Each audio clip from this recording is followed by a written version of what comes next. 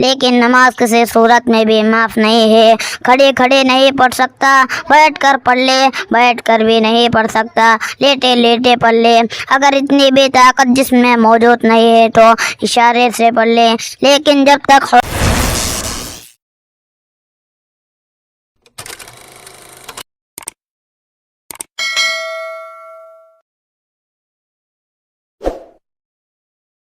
حضرات، اللہ رب العالمین نے بنی نوع انسان کو پیدا کیا اور بہت ہی صاف لفظوں میں اس کی تخلیق کا مقصد بھی بیان کر دیا۔ وما خلقت الجن والانس الا لیعبدون، میں نے جن اور انسانوں کو محض اس لیے پیدا کیا ہے کہ وہ صرف میری عبادت کرے۔ یعنی عبادتوں میں سے سب سے اہم اور محترم بشان عبادت نماز ہے۔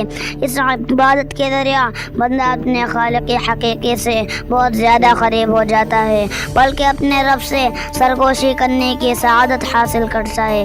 خشوع و خضوع میں مستغرق ہوتے ہوئے اللہ رب العزت کے پیش نظر ہونے کا احساس دل میں جاگ اٹھتا ہے اور سے عبد اللہ کأنک تراہ فإن لم تکن تراہ فإنہ یراک کا روحانی موقع نصیب ہوتا ہے۔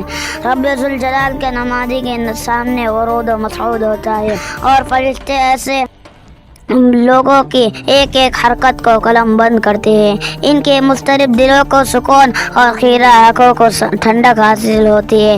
اس فریضہ کی باجماعت ادائیگی وحدت اسلام کا مظہر ہے۔ ایک ہی سب میں سچ ہے، ایک ہی سب میں کھڑے ہو گئے محمود و ایاز، ایک ہی سب میں کھڑے ہو گئے محمود و ایاز، نہ کوئی بندہ رہا نہ کوئی بندہ نواز، نیز ہر طرح کے آلائشوں سے پاک ہو جاتا ہے۔ ان الصلاۃ تنہی عن الفحشاء والمنکر، بے شک نماز برائی سے روکتی ہے۔ یہ تصویر صاف طور پر نمایاں ہو جاتی ہے۔ اسی لیے نبی صلی اللہ علیہ وسلم نے سب سے زیادہ اس فریضہ کی ادائیگی کا اہتمام کیا۔ ابھی نماز فرض بھی نہیں ہوئی تھی، لیکن آپ اکثر حالتوں میں نماز میں مشغول رہتے۔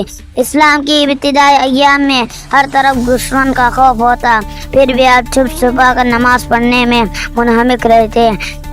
ہر طرف کفار کی اذیتوں کا خطرہ ہے، پھر بھی خانہ کعبہ میں نماز جاری ہے، بارگاہ الہی میں باادب کھڑی ہے، جبن نیاز کم ہے، رب کے حضور سر بلجود ہے، پیٹ پر اجرے ڈال دی جاتی ہے، لیکن نماز سے نہیں رکتے۔ نماز بدستور جاری ہے۔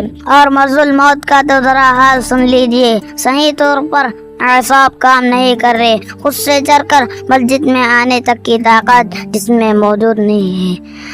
حضرت فضل بن عباس اور حضرت علی رضی اللہ عنہ کے کندھوں کا سہارا ہے، پیر زمین پر گھسیٹ رہے ہیں، پھر بھی نماز سے نہیں رکتے۔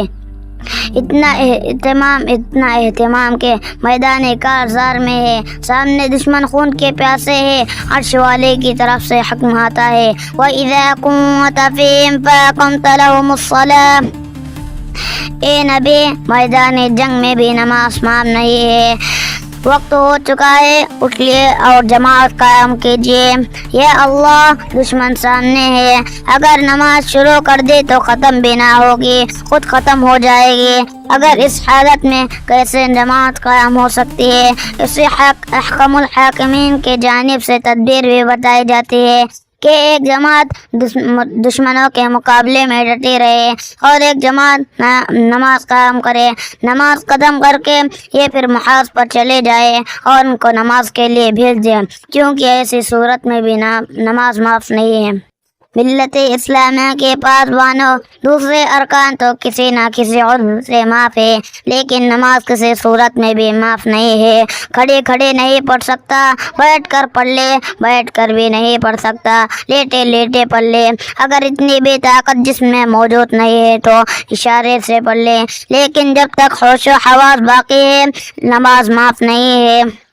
اسی لیے جس کا ہوش و حواس تک باقی نہ رہے اس کا رہنا اور نہ رہنا برابر ہے۔ صحابہ کرام رضوان اللہ علیہم اجمعین نے اس فریضہ کی ادائیگی میں ایسے نمونے پیش کیے جنہیں سن کر بھی دل لرز ہو جاتا ہے اور ہماری ہمت جواب دے جاتی ہے۔ نماز پڑھ رہے ہیں، دشمنوں کی طرف سے تیر آتا ہے، جسم میں پیوست ہو جاتا ہے، خون کے فوارے چھوٹ رہے ہیں، لیکن نماز سے نہیں رکتے۔